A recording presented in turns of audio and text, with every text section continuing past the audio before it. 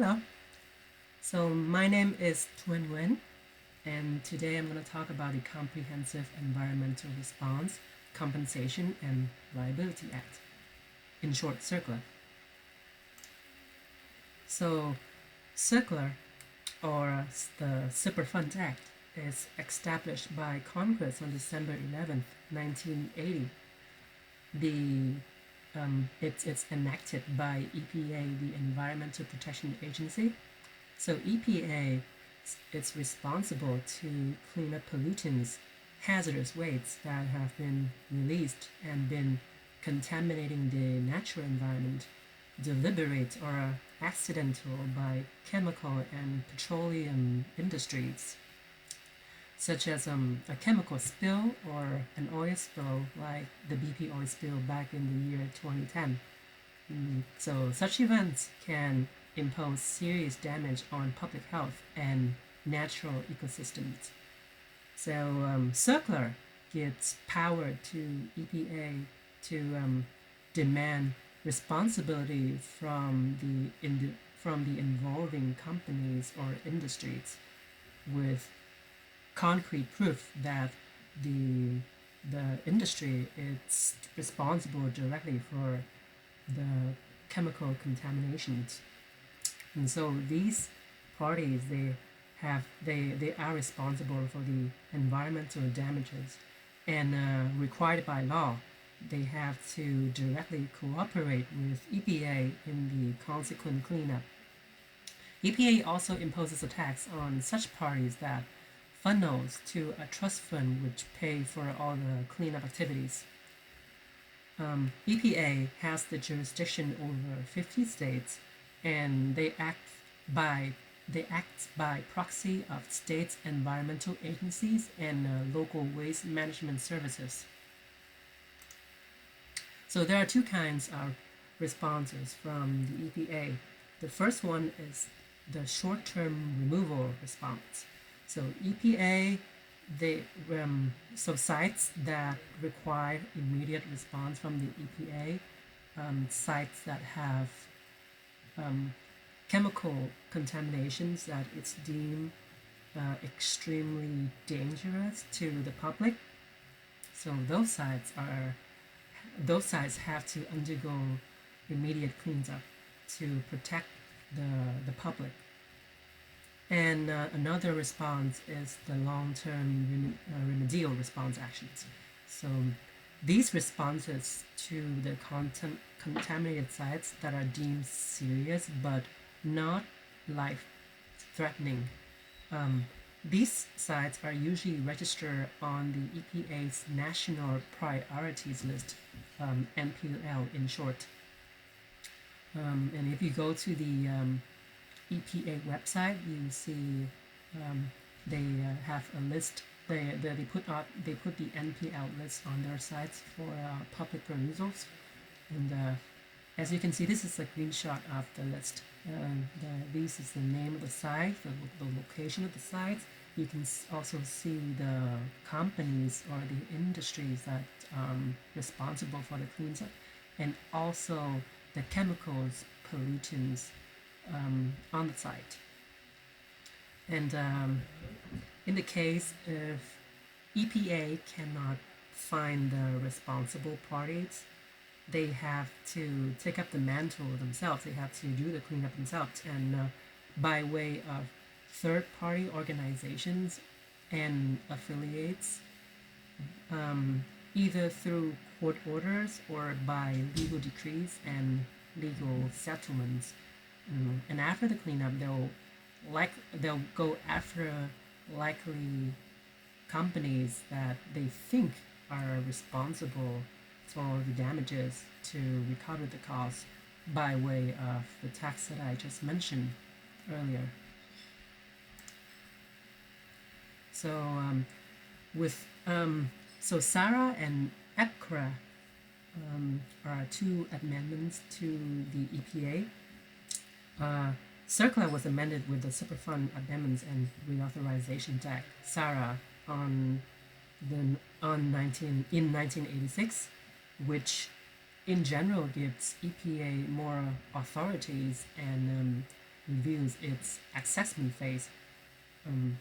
And one of the other important additions to to CERCLA is the Emergency Planning and Community Right to Know Act, EPCRA for short.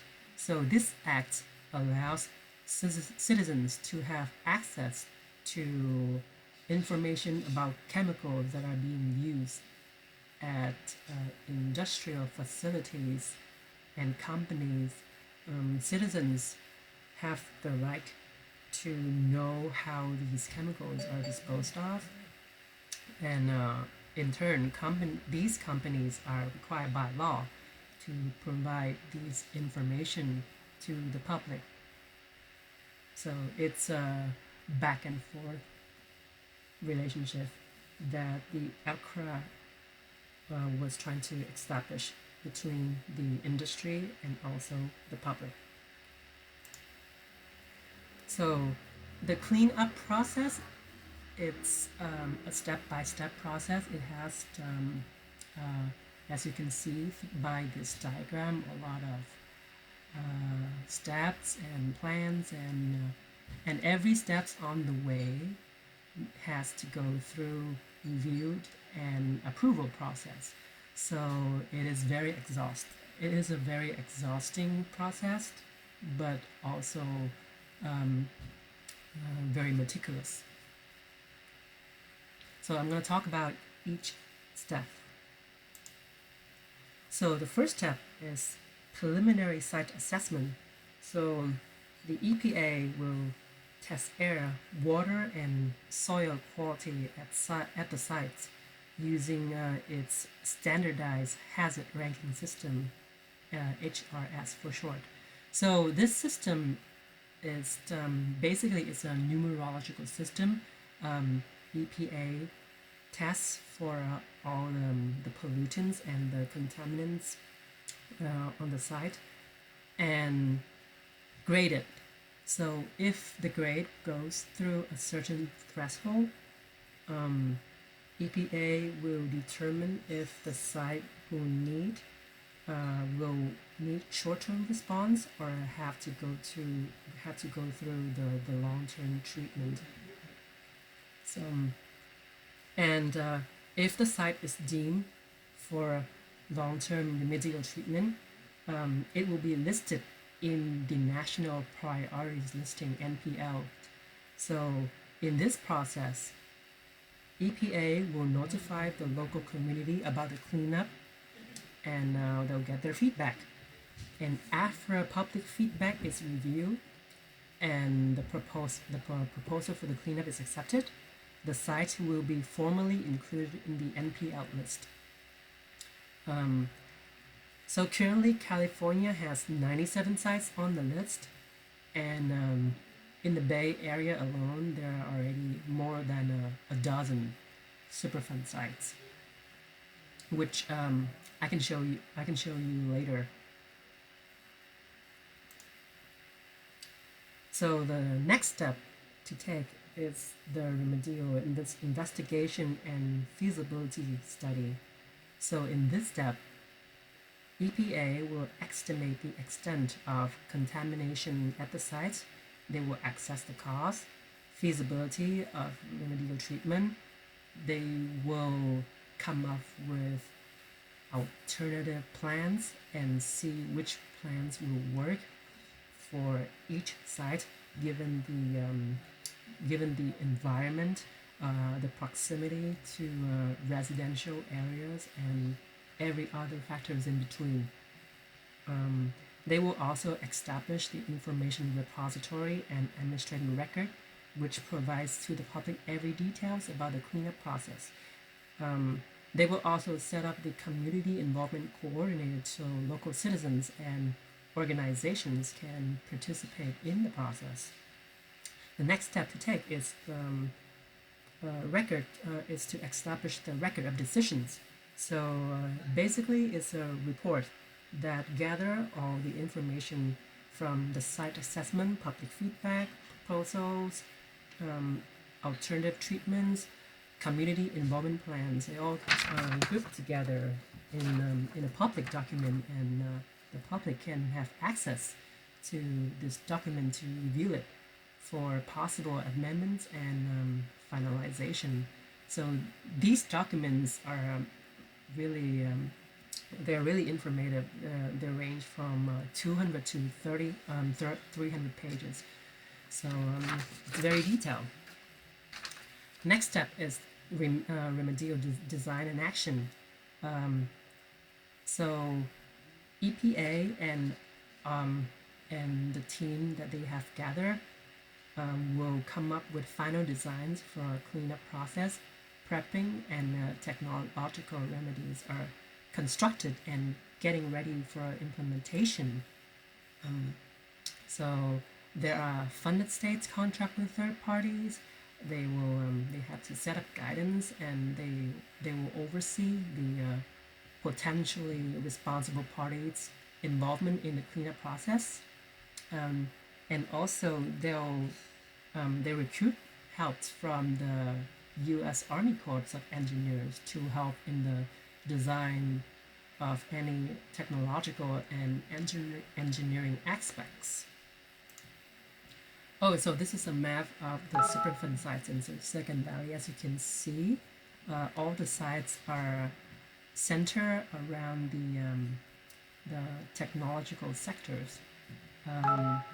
So these sites are really these sites are concentrated with trichloroethylene or trichloroethane, which are the technological facility used as a solvent or as a degreaser for metal boards and circuit boards. And apparently EPA deemed that these highly toxic chemicals poses as a risk to the local communities. So all these sites are on long-term remedial treatments. Okay, so back to the cleanup process. So the next step to take is construction. So after the design has been agreed on, remedial infrastructure is constructed and completed in order for the cleanup process to be commenced, and then the actual cleanup process will take over when the construction is completed. And after that, there's post-construction completion. So in this step, operation and maintenance of technological infrastructure are carried out, and EPA has to make sure that all the infrastructure for the cleanup it's working, and every 5 years they can conduct a review, and they put in an additional response to minimize damage to human health or environment as possible. And so when a site is deemed, when all the cleanup goals at a site have been achieved, EPA will put up a notice of deletion out to the public for discussion. And if the local community agrees to the decision, EPA will formally take up the sites from the NPL list. And the final step to take is the reuse and redevelopment step, in which EPA will work with local communities and government to develop the site for residential, commercial, and industrial or recreational use.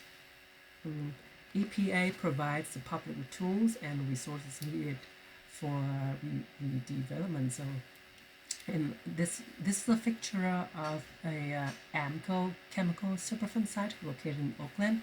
So the site has gone through the cleanup, and now it's being redeveloped for commercial and residential use. So the city works with the local community and also with EPA representatives to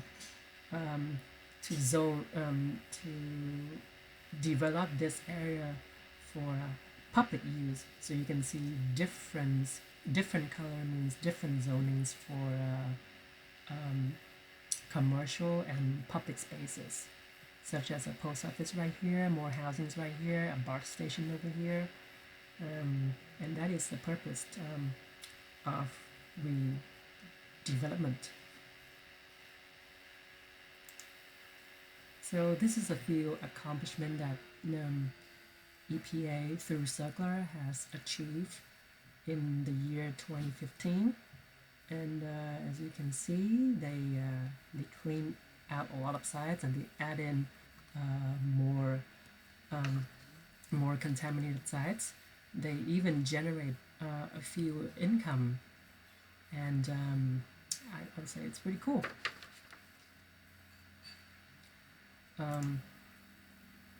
Okay, so this is the BP oil spill back in 2010. So it's a really